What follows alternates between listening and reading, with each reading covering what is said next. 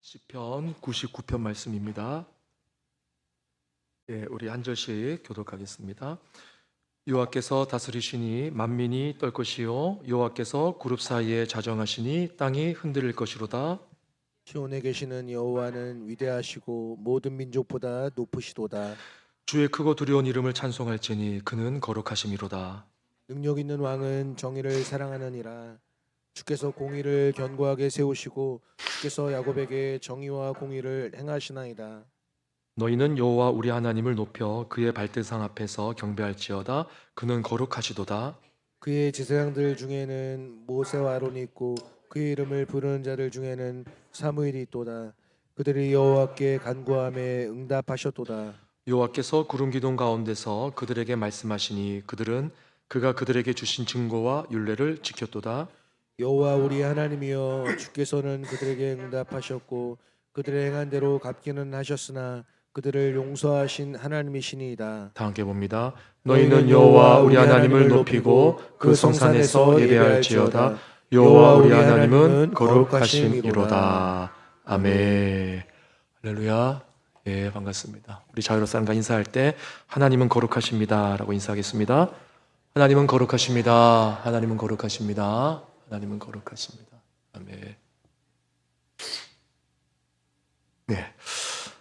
시편 99편은 방금 우리가 읽어서 아는 바와 같이 하나님의 통치의 위대함을 노래하고 있습니다. 먼저 1절에서 3절 말씀을 한번 보시면은요, 하나님의 위엄과 거룩하심을 선포하는 내용입니다. 1절에 보면 여호와께서 다스리시기 때문에 원하는 반응이 나옵니다. 여호와께서 다스리시기 때문에 어떻게 반응할 것인가? 만민이 떨고 온 땅이 진동한다. 하나님의 하나님 되심 앞에서 우리는 떨고 하나님의 하나님 되심 앞에서 경외하고 우리는 무릎 꿇어야 된다. 이렇게 지금 말씀을 하고 있습니다. 그리고 2절에서는 그분이 모든 민족보다 높으신 분이시기 때문에 3절에 보시면 그분을 두려워해야 된다. 그렇게 반응해야 된다라고 말을 하는 겁니다. 또 그 두려운 이름을 찬송해야 된다. 그렇게 말하고 있습니다. 다시 말해서 1절에서 3절까지의 내용은 하나님을 왕으로 인식한 온 세상을 향해서 요구하는 바예요. 이 온 세상을 향해서 그분의 하나님 되심 앞에 그분의 그 심판에 대한 두려움을 가지고 하나님을 경외해야 된다. 하나님을 찬양해야 된다. 그분 앞에 떨어야 된다. 이렇게 노래하고 있습니다. 자, 근데 오늘 본문에서 중요한 것은요. 앞에서는 이제 하나님이 열방의 하나님이시다. 그런 맥락으로 지금 이야기를 하고 있는데, 중요한 건 뭐냐면 그 열방을 통치하시는 하나님. 그렇기 때문에 우리가 어떻게 반응해야 되는가 하는 것을 쭉 말은 했지만, 그보다 더 지금 시인이 주목하는 내용은 뭐냐면 그 열방을 통치하시는 하나님이 이스라엘의 하나님이다. 라고 하는 것을 지금 시인이 강조하고 있는 겁니다. 4절을 보겠습니다. 같이 읽어볼까요? 시작.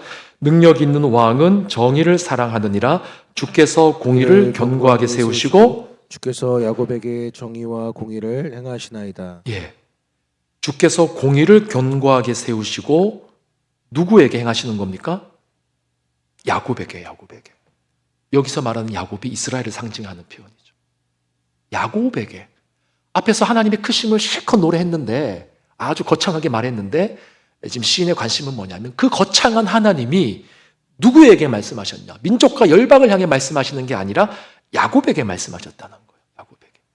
야곱에게 정의와 공의를 행하신다. 이렇게 말을 합니다. 그래서 5절에서 너희는 여호와 우리 하나님을 높여 그의 발등상 앞에서 경배할지어다 라고 선포되어 있는데 이 선포는 단순히 하나님을 믿지 않는 열방을 향해서 외치는 선포가 아니라 이제는 그 시선을 하나님의 백성으로 돌려서 하나님을 섬기는 너희들이 하나님의 택함을 받은 너의 백성들, 이 백성들이 하나님을 향해 경배해야 된다. 이렇게 말씀하고 있습니다. 자, 여기까지는 뭐 사실 제가 뭐가 대단한 것처럼 말씀을 드렸지만 별 내용이 없는 일반적인 내용이에요. 자, 그런데 이제 다음 내용이 중요한데 시인은 하나님께서 이스라엘 백성들에게 깊은 관심을 가지고 계시다 하는 것을 나타내기 위해서 특별하게 언급하는 인물들이 있습니다. 자, 6절을 볼까요? 누가 나옵니까? 모세와 아론 그리고 사무엘이 나오죠. 한번 같이 읽어볼까요? 시작. 그의 제사들 중에는 모세와 아론이 있고 그의 이름을 부르는 자들 중에는 사무엘이 있도다. 그들이 여호와께 간구함에 응답하셨도다. 자, 여러분 혹시 이 세 사람의 공통점이 뭔지 아시겠습니까? 제사장이라고 나와 있죠. 국어를 좀 잘 하시는 분들은 딱 보면 압니다. 제사장이에요. 자, 그래서 한 가지 질문이 생길 겁니다. 구약의 제사장의 역할을 감당하는 사람들이 이 사람들밖에 없었습니까? 많았거든요. 근데 왜 하필 모세, 아론, 사무엘인가? 그런 질문이 생기지 않습니까? 아무도 안 생기셨던 것 같아요. 근데 목사의 눈에는 보이는 겁니다. 왜 하필 이 세 사람만 거론됐을까? 이 세 사람에게는 또 다른 공통점이 있어요. 뭘까요? 제사장의 역할과 관련이 있습니다. 제사장의 역할은 역할인데 시기적인 면에서 왕정시대가 도래하기 전까지 제사장의 역할을 감당한 사람들이에요. 이 무슨 말이냐면 왕정시대가 도래하기 전까지라는 말은 이 사람들이 왕 같은 제사장 역할을 했다는 겁니다. 왕 같은 제사장 역할. 이들 이후로 왕의 직분과 제사장의 직분이 확연하게 구분이 되죠. 사무엘까지는 이스라엘 백성의 최고 지도자가 곧 제사장이었고 제사장이 곧 최고 지도자인 그런 모습이었던 겁니다. 따라서 이들 세 사람은 제사장으로서의 중보자 역할만 한 것이 아니라 정치적으로도 이스라엘을 대표해서 하나님 앞에 서는 중보의 역할을 감당했던 자들이었던 거예요. 대신 왕이 세워진 다음에는 왕이 대신 나가죠. 하나님 앞에. 전쟁의 위협이 있을 때 제사장이 하나님 앞에 나가서 무릎 꿇는 장면들은 잘 안 나옵니다. 왕정 시대부터는 전쟁의 위협이 있고 나라의 위협이 있을 때 누가 하나님 앞에 나가서 무릎 꿇습니까? 왕이 하나님 앞에 나가서 무릎 꿇어요.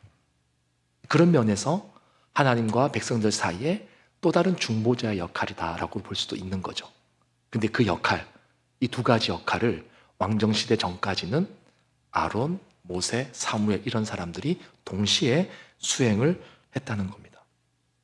이 중보자들의 역할이 뭘까? 두 가지를 말씀드릴 수 있는데 첫째는 구원 사역입니다. 6절을 다시 보시면 그의 제사장들 중에는 모세와 아론이 있고 그의 이름을 부르는 자들 중에는 사무엘이 있도다. 그들이 뭐라고 돼 있어요? 여호와께 간구함에 응답하셨도다. 여기서 말하는 간구는 어떤 간구일까요? 바로 이스라엘 백성들이 위기에 처했을 때, 전쟁의 위협에 처했을 때, 이민족들의 공격에 처했을 때, 그때 하나님 앞에 간구했다는 거예요. 그 간구 속에 하나님께서 어떻게 하신 겁니까? 응답하셨다는 거죠. 근데 이 응답에는 항상 내포되어져 있는 중요한 또 메시지가 있습니다. 하나님은 그냥 응답하지 않으세요. 이민족의 침입과 압박 속에 하나님의 백성들이 간구하면, 제사장들이 간구하면 하나님이 반드시 요구하는 게 있어요. 그게 뭐냐? 회개예요. 회개. 부르짖고 돌아서는 행위를 전제해 두고 그리고 응답하시는 겁니다. 구원해내시는 거죠. 그래서 여러분 하나님의 구원은요, 그 구원의 안에는 하나님의 백성의 돌이킴, 돌아섬 이것이 전제가 되어져 있는 거예요. 그래서 이것을 실질적으로 이끄는 사람이 누구였는가? 이 중보자들이었다는 거죠. 자, 그리고 중보자들의 두 번째 역할은 뭐냐면 말씀 사역이었습니다. 이들의 가장 중요한 사역 중 하나는 바로 하나님의 말씀을 받아서 이스라엘에게 전하는 것이었어요. 제가 부교육자 시절에 항상 제가 모시던 목사님께서 저희 부교육자들에게 항상 묻는 게 있었어요. 뭐냐면 항상 설교에 대해서 배우는 과정 아닙니까? 그때가 지금도 물론 저는 배우고 있지만 배우는 과정인데 이제 이분이 뭐 여러 가지 기술적인 것도 말씀해 주셨지만 저희들 마음속에 가장 좀 크게 와닿은 그 말씀이 뭐였냐면 이상열 목사 당신이 받은 말씀이 있습니까? 이거였어요. 받은 말씀이 있느냐 이거예요.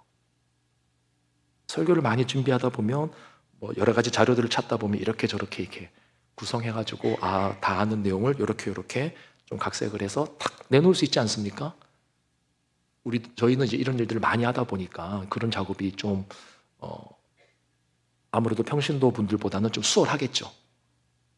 이제 그런 자세에 자칫 이렇게 안주할 수 있는 그런 목회자들에게 하시는 말씀인 거예요. 받은 말씀이 있느냐? 받은 말씀. 하나님께 받은 말씀이, 당신이 하나님께 받은 말씀이 있느냐? 그 가르침이 제 안에 참 크게 남아 있어요. 내가 받은 말씀을 가지고 설교를 해야 되는구나. 그러니까 중보자 역할이 뭐냐면 하나님의 말씀을 받는 거예요. 받아서 그 말씀을 이제 어떻게 하는 거죠? 혼자 간직하는 겁니까? 하나님의 백성들에게 전하는 거죠. 7절을 보세요. 7절을 보시면 여호와께서 구름 기둥 가운데서 그들에게 말씀하시니 그들은 그가 그들에게 주신 증거와 율례를 지켰도다. 그러니까 여기에서 여호와께서 구름 기둥 가운데서 말씀하신 상황은 광야에서 모세와 아론에게 율법을 주시고 말씀을 주신 것을 의미하는 겁니다. 그러니까 모세와 아론이 하나님의 말씀을 받아서 그 받은 말씀을 백성들에게 율법 그 말씀을 증거들을 가르친 거죠. 오늘 본문에 나오지는 않지만 사무엘 역시도 동일하게 이 말씀을 가르치는 사역을 계속했습니다. 받은 말씀을 전하는 거였죠. 자, 그래서 여기서 잠시 정리해 보면 비록 하나님께서 온 열방의 통치자이시지만 그분이 자신이 선택한 이스라엘 백성들을 위해서 하시는 일이 뭐냐? 특별한 중보자들을 세우셨다는 거죠. 왜 세우셨는가? 역할이 있는 거죠. 그들을 통해 구원 사역, 건지시는 사역, 그리고 말씀 사역, 이것을 위해서 중보자들을 세우셨다는 것입니다. 다시 말해서 하나님께서 그만큼 하나님의 백성들, 이스라엘, 야곱이라 불리는 그의 백성들을 다른 열방들과는 구별되게 특별하게 대하고 있다 하는 것을 오늘 본문이 우리에게 강조하고 있는 겁니다. 그러니까 하나님이 우리를 얼마나 특별하게 대하고 계시는가, 하나님이 너희 이스라엘 백성들을 얼마나 특별하게 대하고 계시는가 제발 좀 알아줬으면 좋겠다. 그 고백을 지금 시인이 하고 있는 겁니다. 여러분, 하나님이 여러분들을 특별하게 대하고 있다는 거 여러분 믿으십니까? 네, 뭐 기도 응답도 안 되고 여러 가지 관계도 어려움이 있고 힘들고 아프고 하니까 하나님이 우리를 특별하게 대하는 것 같지 않을 때가 많죠. 여러분, 그거 아니라는 거죠. 하나님은 여러분들을 특별하게 대하고 계시는 거죠. 특별하게 대하기 때문에 우리가 여기까지 왔다라는 사실을 우리가 믿어야 되는 것입니다. 참고로 같은 맥락에서 역대상 17장 20절에서 22절 보면 하나님과 우리와의 관계가 얼마나 특별한가 하는 것을 보여주는 다윗의 고백이 나오는데 한번 우리 같이 읽어볼까요? 교독하겠습니다. 제가 먼저 20절 읽겠습니다. 여호와여, 우리 귀로 들은 대로는 주와 같은 이가 없고 주 외에는 하나님이 없나이다. 땅의 어느 한 나라가 주의 백성 이스라엘과 같으리이까? 하나님이 자기 백성을 구속하시려고 나가사 일로 말미암아 이름을 얻으시고 애굽에서 구속하신 자기 백성 앞에서 모든 민족을 쫓아내셨사오며. 같이 봅니다. 주께서 주의 백성 이스라엘을 영원히 주의 백성으로 삼으셨사오니 여호와여, 주께서 그들의 하나님이 되셨나이다. 아멘. 저기 보니까 제가 참 와닿는 구절이 뭐냐면 20절에 여호와여, 우리 귀로 들은 대로는 주와 같은 이가 없고 주 외에는 하나님이 없나이다. 주님 밖에 주와 같은 분이 없다, 이렇게 말하는 거죠. 땅의 어느 한 나라가 주의 백성 이스라엘과 같으리이까? 땅의 어느 한 나라가 우리와 같겠습니까? 우리가 이만큼 하나님의 특별한 은혜를 입었다, 이것을 고백하고 있는 거죠. 다시 한 번 더 여러분 묻겠습니다. 하나님께서 여러분들을 특별하게 부르셨다는 거 믿으십니까? 아멘. 아멘이시죠? 예, 아멘이시죠? 하나님의 통치가 온 땅 가운데 임하고 있지만 그의 백성들에게는 더 특별하게 작용하고 있다는 것을 말씀하고 있는 겁니다. 우리는요, 특별한 은총을 입고 사는 자들이에요. 그분이 지극히 나 같은 사람을 위해서 이 땅에 오셔서 구주가 되시고 우리를 하나님의 백성 삼아주신 것입니다. 일반적으로 세상 사람들은 신이라고 하면 매우 거대한 존재로만 생각을 합니다.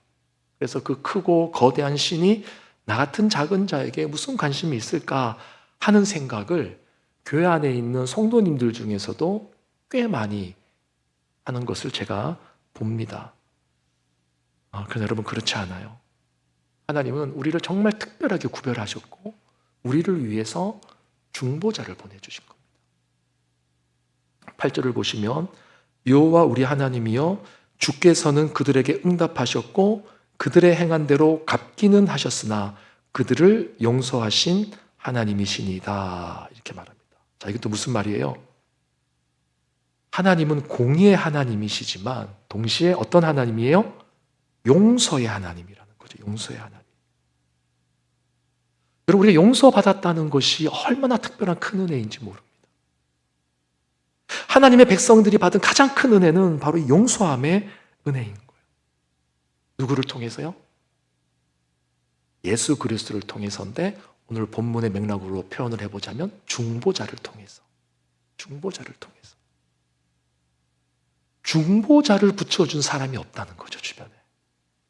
하나님의 백성들에게만 중보자가 붙여진 거예요, 여러분. 여러분들에게만 중보자가 붙여졌다는 사실입니다. 예수 그리스도가 오셨다는 거죠. 그래서 우리가 얻은 가장 큰 은혜가 뭐냐면 죄사함의 은혜예요. 예수님이 나의 모든 죄값을 치르셨기에 중보자로 그 모든 역할을 감당하셨기에 우리는 하나님의 용서를 받는 것입니다. 그래서 하나님께서 우리에게 얼마나 가깝게 다가오시는가 하는 것을 우리가 알아야 되는 거죠. 그래서 이것을 정말로 우리가 알게 되면, 깨닫게 되면, 확신하게 되면 이제 어떤 반응이 나올 수밖에 없는가, 이게 9절 말씀이에요. 우리 마지막으로 9절 말씀 다 함께 봅니다. 시작. 너희는 여호와 우리 하나님을 높이고 그 성산에서 예배할지어다. 여호와 우리 하나님은 거룩하심이로다. 아멘. 여러분, 용서함을 받은 자들은 하나님의 거룩하심을 고백하지 않을 수 없습니다. 용서의 필요성을 못 느끼는 사람은 진짜 거룩을 마주하지 못한 사람이에요. 내가 뭐가 문제가 있는데, 이런 사투리죠, 이거. 내가 뭐가 문제가 있는데, 이러는 거죠. 진짜 하나님의 거룩을 맛본 사람들은 그 거룩하심 앞에서 내가 용서를 받아야 되는구나라고 하는 걸 아는 거죠. 그래서 용서받은 사람은 대번에 하나님 앞에서 가장 첫 번째 깨닫는 게 뭐냐면 하나님은 거룩한 하나님이에요. 여러분, 우리가 사랑의 하나님과 공의의 하나님, 이 두 가지 이야기를 참 많이 하는데 제 경험도 그렇지만 진짜 하나님의 임재와 그 사랑을 깊이 경험한 사람들이 반응하는 바는 뭐냐면요, 하나님 앞에서 경외감을 갖고 무릎을 꿇는 거더라고요. 하나님 나를 너무 사랑하시니까 나는 너무 기뻐하면서 하나님을 막대하는 게 아니라, 너무 편하게 대하는 게 아니라, 진짜 하나님의 은혜를 경험한 사람들의 바른 모습은 뭐냐면 그의 삶 속에 경외함이 회복되는 겁니다. 그 거룩함이 느껴지기 때문이에요. 그 거룩함 앞에서 우리의 모습을 조심할 수밖에 없는 거죠. 그분의 거룩에 비추어 볼 때 나는 죄인 중에 죄인인 거죠. 세상의 도덕법의 기준에 맞춰서 죄인이 아닌 거예요. 하나님의 거룩에 비추어 볼 때 나는 죄인 중에 죄인인 거예요. 하나님의 말씀이 내 안에 뜨겁게 살아 다가오는 이유가 뭐냐면 하나님의 거룩하심이 믿어지니까 이 하나님의 말씀이 거룩한 말씀으로 내게 다가오는 거죠. 그래서 우리는 그 앞에서 무릎 꿇을 수밖에 없는 거고, 내가 죄인 중에 죄인이구나 라고 하는 것을 알 수밖에 없는 거죠. 이 거룩하신 하나님에 대한 감각이 없이 말씀에 대한 기준으로 내가 죄인입니다 라고 하는 것은 율법주의로 우리 자신을 정죄하는, 율법으로 정죄하는 그런 좀 비신앙적인, 좀 약간 기형적인 신앙의 모습으로 전락하게 될 가능성이 큰 거예요. 그래서 똑같이 말씀을 갖고 교훈을 받지만 어떤 사람은 그 말씀 때문에 정죄를 받는 사람이 있고, 어떤 사람은 그 말씀 앞에서 하나님의 거룩하심을 경험하고 더 아름다워져 가는 사람들이 있다는 거죠.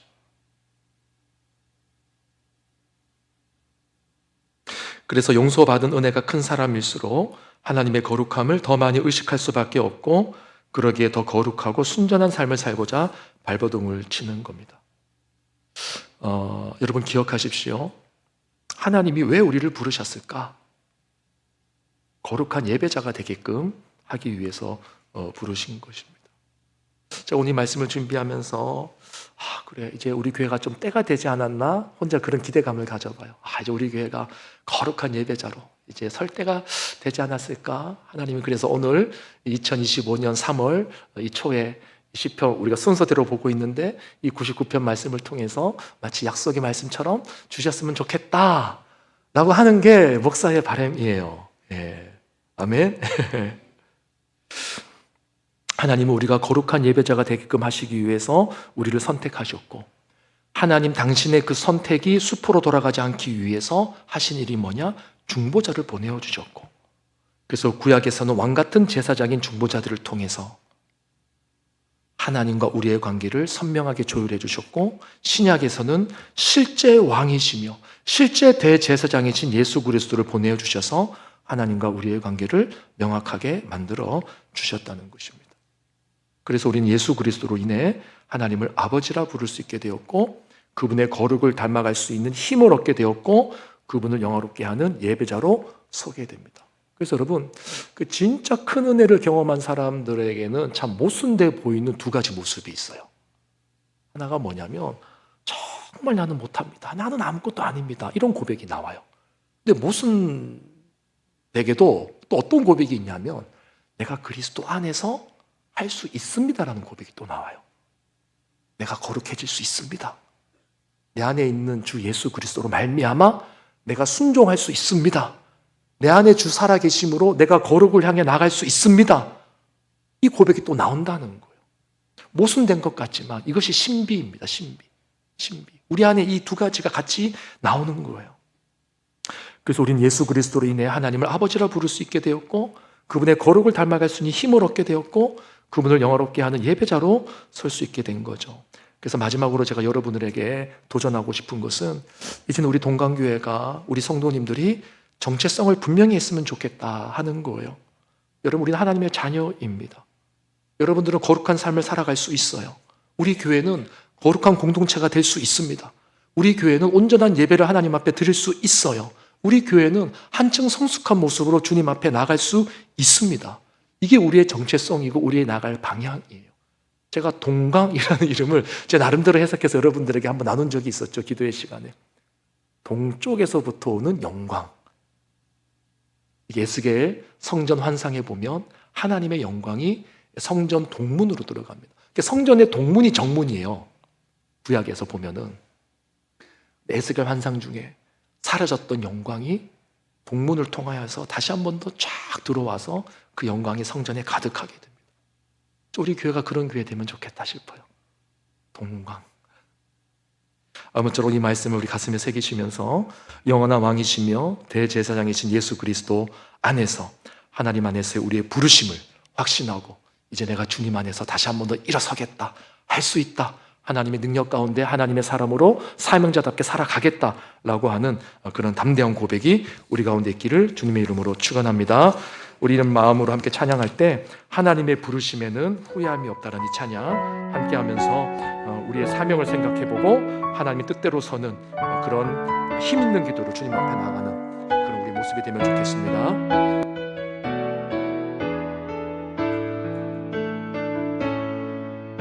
하나님의 부르심에는 후회하심이 없네.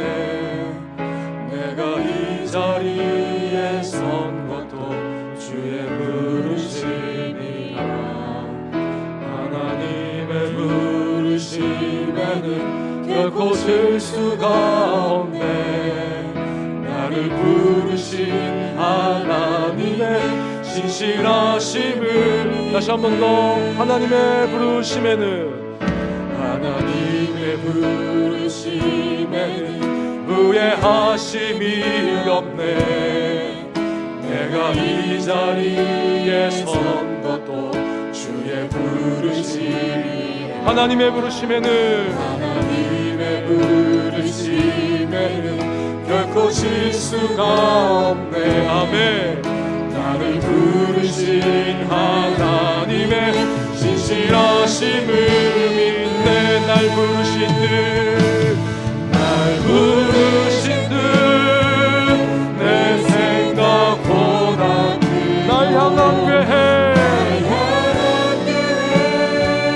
나의 지혜로 증명 못한 가장 좋은 길로 가장 좋은 길로 아멘 가장 아멘 아멘 그렇습니다. 오늘도 날 이끄신 빛에 작은 나를 부르신 뜻은 작은 나를 부르신 뜻은 나는 알 수 없지만 오직 감사와 순종으로 주의 일을 가리라. 때로 내가 연약해져도 주님 날 도우시니 주의 놀라운 은혜를 놀라운 은혜는 나를 믿으며 아멘. 날 부르신 뜻 부르신 뜻 내 생각보다 날 향한 계획 나의 지혜로 증량 못하나 가장 좋은 길로 가장 완전한 길로 오늘도 날 부르신 뜻 아멘. 내 생각보다 크고 날 부르신 뜻 내 생각보다 하나님 나를 부르셨습니다. 하나님 나를 거룩한 제사장으로 부르셨습니다. 하나님 나를 사명자로 부르셨습니다. 하나님 나를 통해 영광받아 주시옵소서. 가장 완전한 길로 오늘도 우리 믿음으로 선포하며 기도합시다.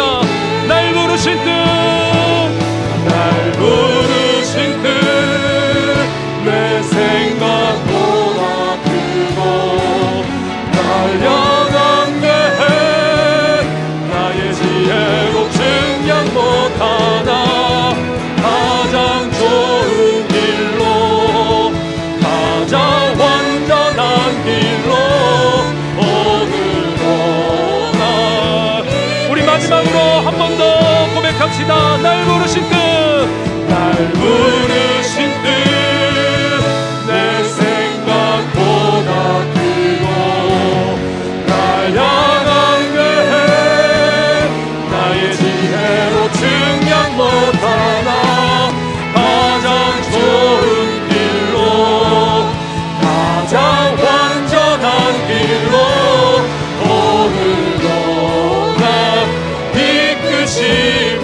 이끄심인데 아멘 아멘. 우리 시간 두 가지를 함께 기도하며 마지막에 각자 기도 제목으로 마무리하고 돌아가시면 좋겠는데요. 첫 번째 기도할 때 우리 주변의 연약한 지체들을 위해서 기도합시다. 육신의 오랜 질병으로 또 병상에 있는 오랜 고통으로 또 경제적인 문제로 관계적인 문제로 혹은 사역적인 부분에 있어서 또 참으로 마음에 시험에 들 만한 것들과 또 누구에게도 말할 수 없는 고민과 갈등과 아픔으로 힘들어하는 분들이 계시다면 오늘 주신 말씀처럼 하나님의 부르심에는 후회함이 없음을 알고 나를 부르신 그 사명과 뜻대로 하나님 앞에 기도하고 간구하며 그 어려운 시기들을 잘 이겨나갈 수 있게 해달라고 우리 주변의 연약한 지체들을 위해서 함께 중보합시다. 아울러서 동일한 제목으로 우리 자신을 위해서 기도합시다. 하나님, 나의 사명이 무엇입니까? 나를 부르신 하나님의 뜻이 무엇입니까? 하나님이 나를 거룩한 백성으로, 하나님을 예배하는 자로, 하나님의 거룩한 사람으로 불러주셨는데 이 모습 가운데 하나님께서 받기를 원하시는 영광의 모습이 무엇인지 그 사명을 찾아 나가는 인생 될 수 있게 해달라고, 내 삶뿐만 아니라 우리 가족들과 내 자녀들이 하나님 앞에서 인생을 허비하지 아니하고 하나님의 부르심에 합당한 모습으로 살아갈 수 있게 해달라고, 우리 동강교회가 그런 모습 되어지게 해달라고 우리 주의 이름을 크게 한번 부르고 각자의 기도 제목으로 마무리하시고 승리하시길 바랍니다. 다 함께 기도합시다. 하나 주여, 주여, 주여. 감사합니다. 말씀해 주시고 하나님, 우리를 거룩한 예배를 올려주시고 하나님 주님의 수술을 구하여 우리가 같이 특별하게 받아들이고 감사합니다. 하나님 아버지, 우리가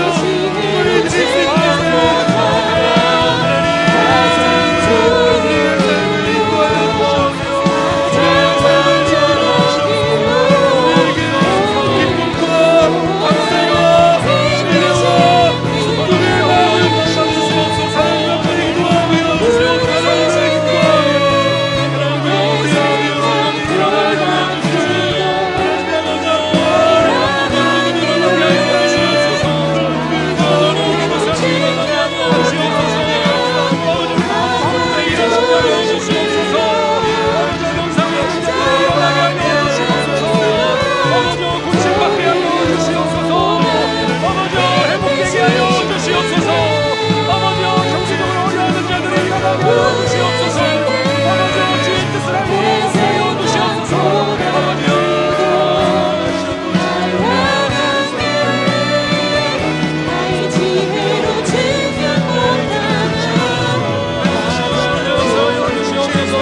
아버지 수많은 경제적인 문제 가운데 아버지 관계와 문제 가운데 아버지 역사하여 주시기를 원합니다. 하나님의 살기를 말씀하여 주시기를 원합니다. 하나님 나를 부르셨습니다. 하나님 우리를 특별하게 불러주셨습니다. 하나님의 은혜가 아름답고 놀랍습니다. 하나님 우리에게 말씀을 가르쳐 주십시오. 하나님 우리에게 구원의 역사를 주십시오. 하나님 우리를 살려주십시오. 하나님 말씀을 주십시오. 우리에게 구원의 역사를 일으켜 주시옵소서. 하나님이 어려운 가운데 일어나기를 원합니다. 어려운 가운데 일어나기를 원합니다. 아버지 어려운 살려주시옵소서. 아버지 어려움을 살려주시옵소서. 어려움을 살려주시옵소서. 성경의 문제들을 일어나게 하여 주시옵소서. 아버지 너무나 문제 벗어나게 하여 주시옵소서. 우리 가운데 있는 수많은 문제들부터 일어나게 하여 주시옵소서.